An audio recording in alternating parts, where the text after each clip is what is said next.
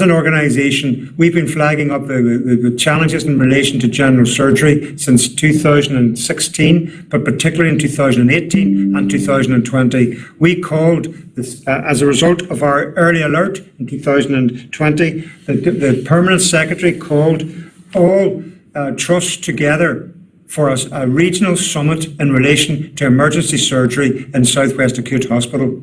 As a result of that, each trust was instructed to assign general surgeons to come in and work in the South West Acute Hospital.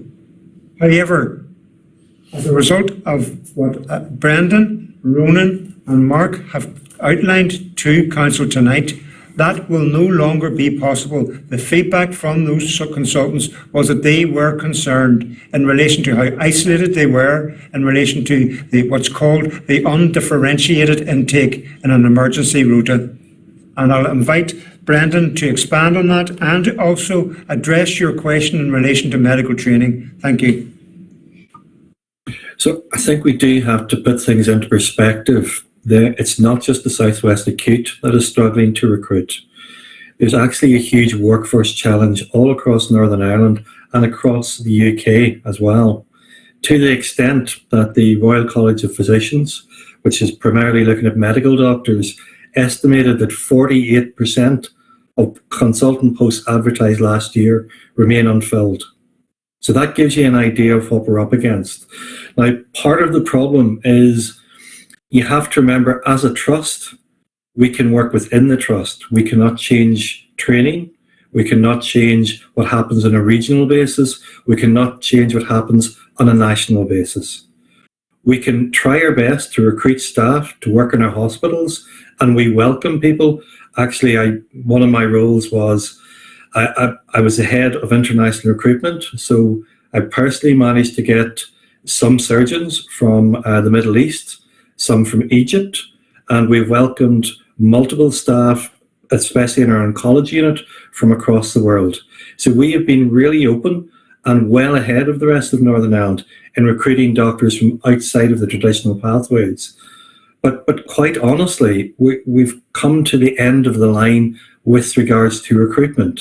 The reason we are where we are today, and I'll refer back to it, once we get to early February, we will have 0 substantive consultants in the South West Acute.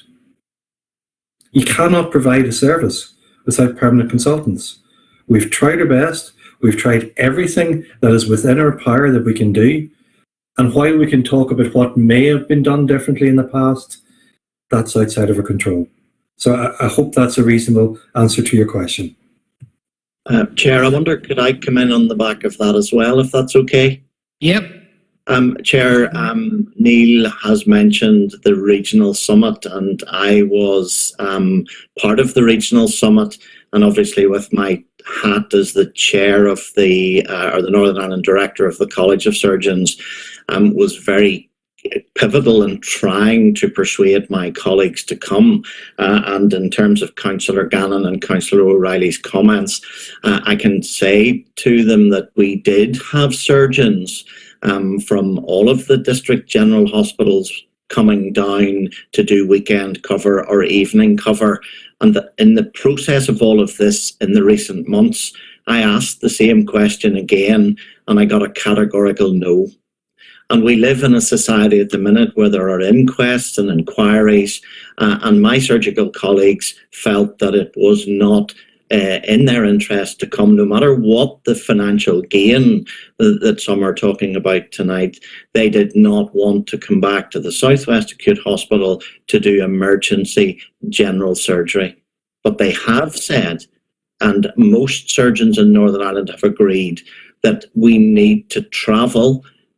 If our patients need to travel for elective surgery, with that number of people waiting for elective surgery, then we as surgeons need to travel again. But elective surgery is a different situation to emergency general surgery. Thank you, Chair. Okay.